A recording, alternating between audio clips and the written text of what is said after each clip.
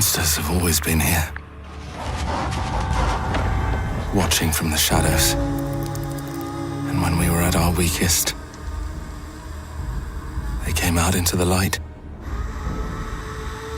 We feared for our lives, but we should have feared for our souls instead. The vampires didn't come to kill us. No, they came to rule. To turn us into mindless, docile cattle. Not me, though. They tried to change me into one of them. But I became something else instead.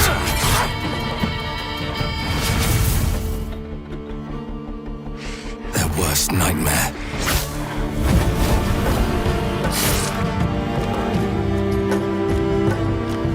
A Dawnwalker.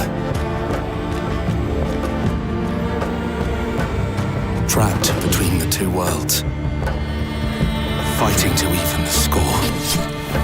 Fighting to understand the evil behind it all. He is out there, watching, seeping into you, growing.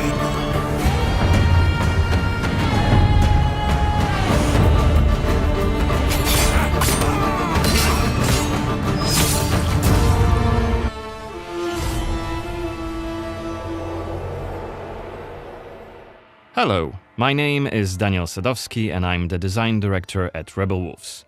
I would like to welcome you to the Blood of Dawnwalker summer gameplay video. Our game is a story-driven, open-world dark fantasy RPG set in medieval Europe. The game is currently in pre-beta stage, and what we are going to show you is just a part of one of the mid-game quests. It's a really cool story involving legendary swords and a haunted almshouse, but today we'll focus on showcasing our gameplay systems. We're starting on the outskirts of Zatro, the game's largest city and the capital of Vale Sangora. From here, we could head anywhere the eye can see, explore ancient ruins or sabotage vampire blood transports. But it's not just about where or when you go. It's also about how you approach the main quest and shape the story, making each playthrough uniquely your own. For now, we're following the road. Cohen is on his way to the city's Cathedral, chasing leads about a powerful weapon said to be hidden in its crypts. But first, we'll have to deal with some bandits who camped out by the main road. Traveling through Vale Sangora is never boring. The world is dense with quests, random encounters, and locations steep in lore. This will be a great opportunity to show you our combat system. Our goal was to make the player feel like a real swordmaster who closely observes his enemies. We'll begin this fight by using acrid dust to stun one of the enemies. Now, when you attack, you choose one of four directions: up, down, left or right, in order to hit the opponent where he's unable to parry. And similarly, when defending, you have to take note of the enemy's intent and the direction of the attack. On the left side of the screen, just above Cohen's health, you have activation charges that will be filled in with each successful attack, block and parry. Once they are full, you can use one of the active abilities which allow you to take a more tactical approach to fighting. We started the fight by throwing some acrid dust. And now let's cast Burning Blood. It's a hex which boils the enemy's blood and burns their skin, dealing physical damage over time. Alright, time to finish this fight. Let's use the final activation charge to cast the artery attack, which actually decapitated the last opponent. Our hero quickly dispatched the bandits, so let's loot a few items they've left behind and open the inventory. First of all, let's replenish our health by eating something, and then take a closer look at this cool-looking weapon we just picked up. Ah, it has better stats than our current weapon, so let's equip it right now. We've also leveled up, so let's use this opportunity to spend the newly acquired skill point in one of Cohen's skill trees. The skills in the Blood of Dawnwalker are divided into 3 trees. One for human, one for vampire, and one shared between the two. We also have an active abilities panel. We can use it to unlock additional abilities to use during combat. Note that during the day, the health bar is not regenerating. You need to find consumables like the one we've just eaten. The hexes we've just used also consume some of Cohen's health. Be aware of that. The way our magic system works, there's always a price to pay for manipulating reality. But we can make it sting a bit less. Let's level up the Frugal Witchcraft skill, so next time we'll cast a hex, it'll consume fewer of Cohen's health points. Now that we've wrapped up the encounter with the bandits, we can be on our way to get inside the city. Right now, Cohen hasn't done enough to ruffle the Vampire Lord's feathers, so the gods will just wave us through. But the more damage you cause, the more suspicious and aggressive they'll become. So when you play the game yourself, you'll have to decide whether you want to challenge the vampires openly, or lay low until you're ready to strike and surprise them. It's even bigger than I remembered. And it's grander than before. They're putting in new stained glass. The Knyaz doesn't deny the old faith. Out of my face. This is the rich district of the city, Silberkreis. There's also Altenmarkt, Neustadt, and the Middens. Each of the boroughs has its own feel and character. Get your stinking ass out of here. I was just passing through, I swear.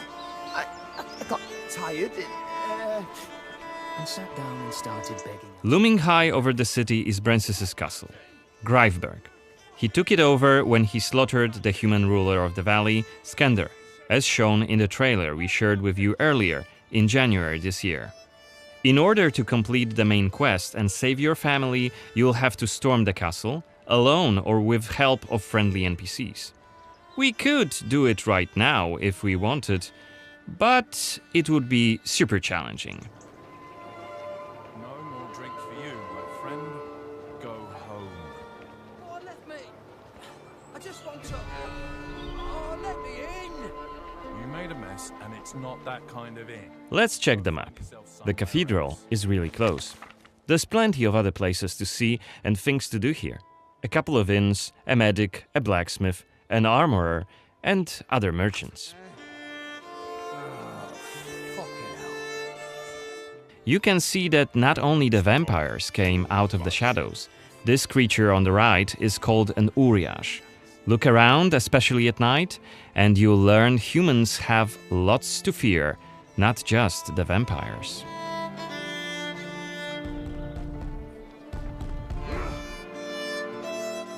And here we can see guards pounding on some poor guy's doors. What is it about? Disrespecting the Knyaz, singing songs that mocked him and the faith. Who told you this nonsense? Was it Livia? It's just one of many different community scenes we're implementing in the game. Watch them closely when you play, as they might point you to new quests and hidden treasures, or signal changes in the game's world. Once again, I humbly beg of thee. I humbly... Ouch! I don't want to say it, Mum. It's a prayer. It's what we have to say. Go on. I humbly beg of thee, protect him and protect. Okay, we are at the Cathedral gates. Again, since Cohen isn't yet wanted by the vampire regime, and it's daytime, we can simply walk inside.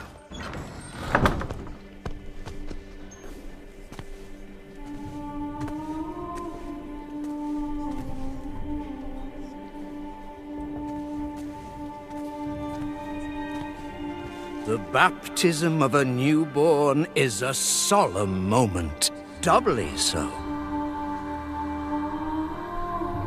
A new life joins our flock, bringing happiness to its parents and to the congregation. Natus ex sanguine est, alitur sanguine, et in sanguine morietur. ego te baptizo in nomine Dei. Amen.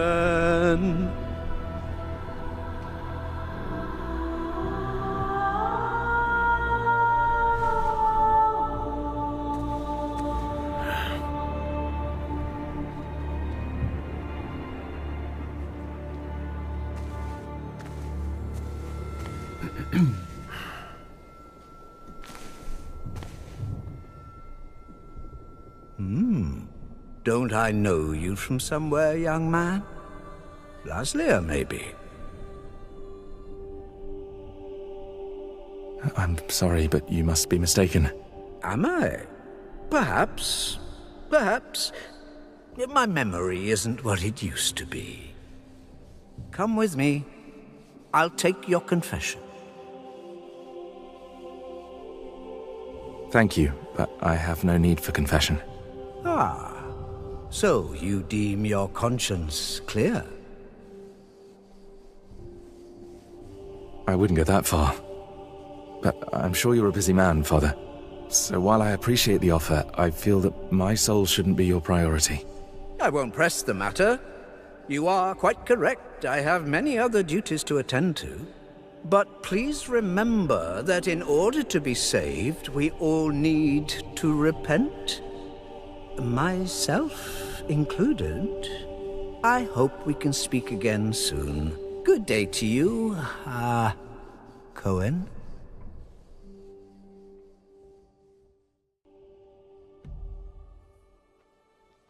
What we saw right here was just one of many cutscenes we recorded for the game, which smoothly transitioned into a dialogue scene.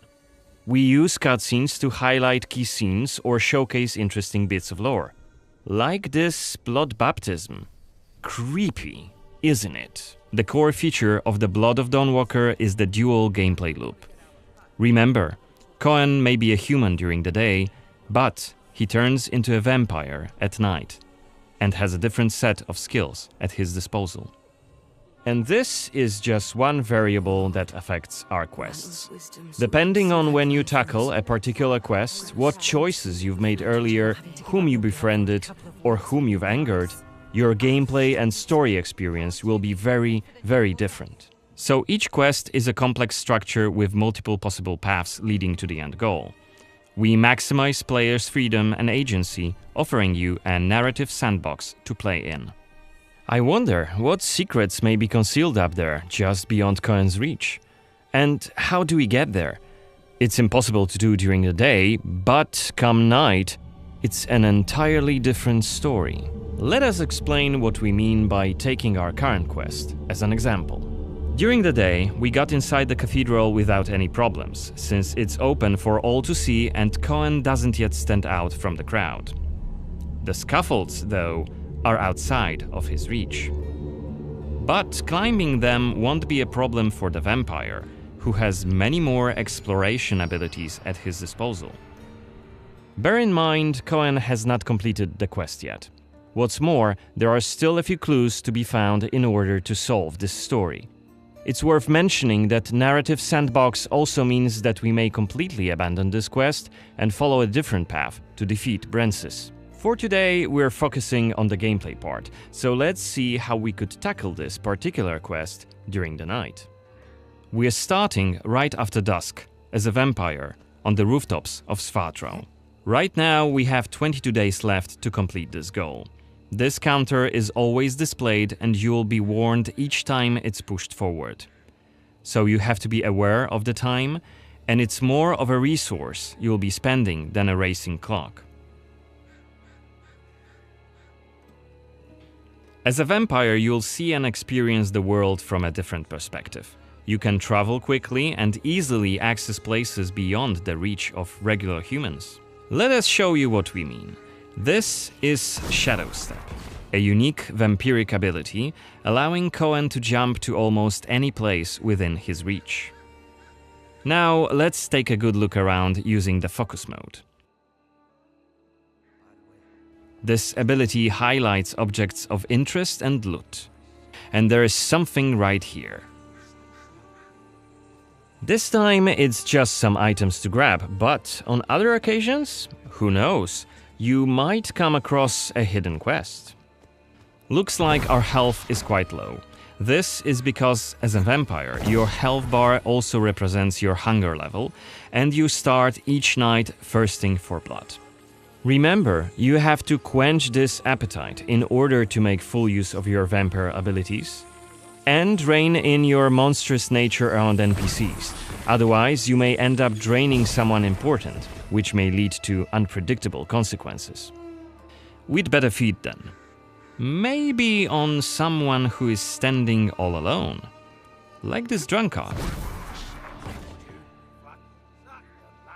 Let's grab him and use Voracious Bite ability. Unless you lose control due to hunger, you get to decide how much blood to drink. You can drain just a bit and knock your victim unconscious, or go all the way and kill them. And if you're adamant you don't want to hurt innocent humans, you can drink from animals and some other creatures. Finally, we are at the cathedral, but it seems to be closed for the night, and the entrance gate is well guarded. Let's find another way in.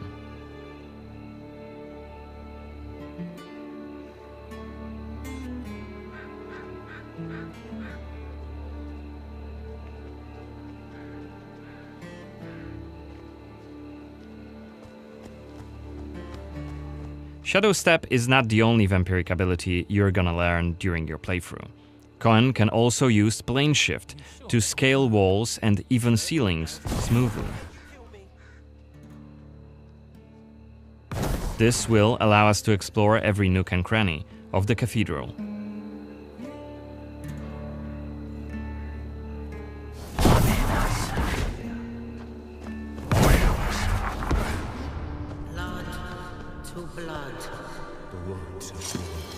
Better be quiet. Is that Voyeurs Xanthe? What the hell is she doing here? What is she doing? Is that a ritual for the blood gods? They're covering up the old paintings. Why? One of the workers must have left it. Seems that the cathedral complex is quite big. The main building, cloisters, inner courtyard. The entrance to the crypt could be anywhere. Won't get anything done just standing around. Still. This was a scene investigation, a mechanic we used to zoom in on and showcase key clues. This time we had a chance to learn more about the vampire's plans. Looks like they're keen to cover up the old frescoes, so that's something we could take a look at. This way, we could learn more about the cathedral's past.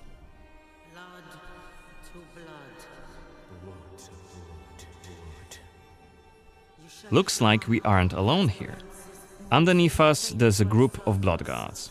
Soldiers hooked up on vampire blood, which makes them stronger. And one of Brances's vampire allies.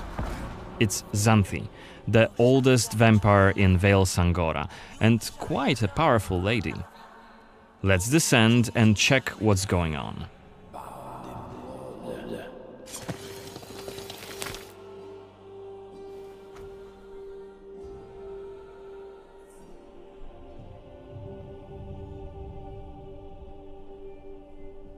Don't think I don't see you skulking in the shadows. Come out!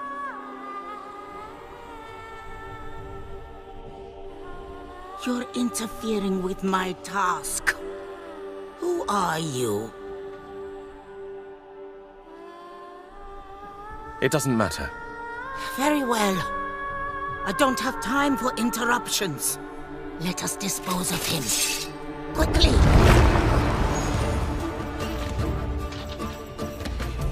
You've withstood it. Fascinating. Cohen is using his claws to attack when in vampire form. Blood guards are dual-wielding opponents. Their attacks are pretty strong. Of course, even when fighting with claws, combat is still directional. Don't worry, Cohen can still use his sword as a vampire. You haven't lived long.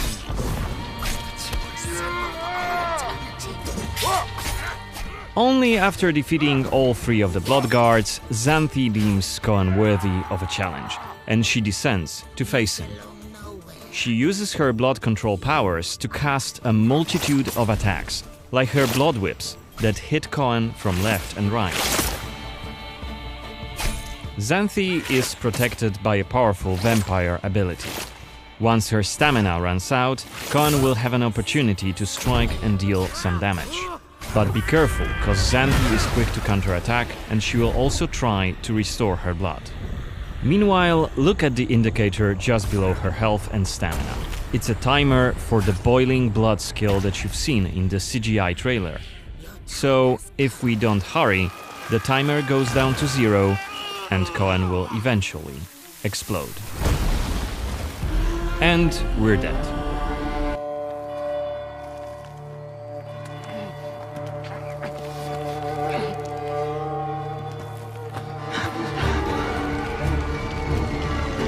Must be here somewhere.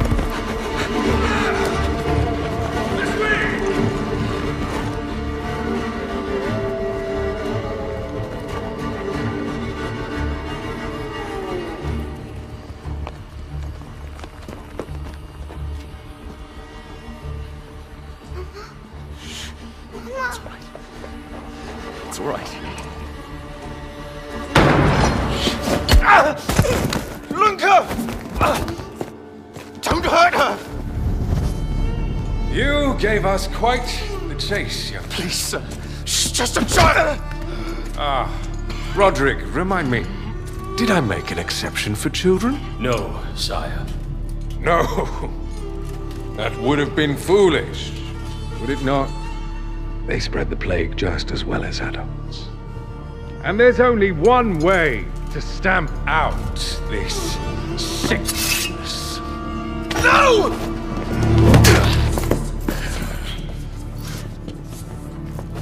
Not just a runner, but a fighter, too. Had we met under a different moon, things might have ended.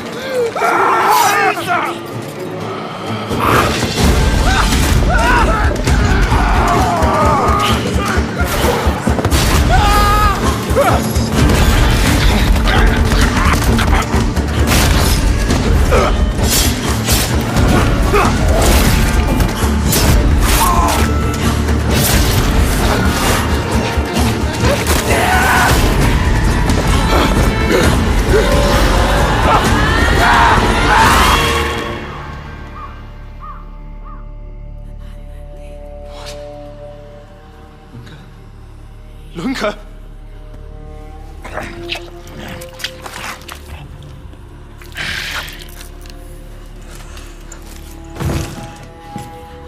My sister. She needs help. Fast. Please, let us pass through. I beg of you. Please. Please.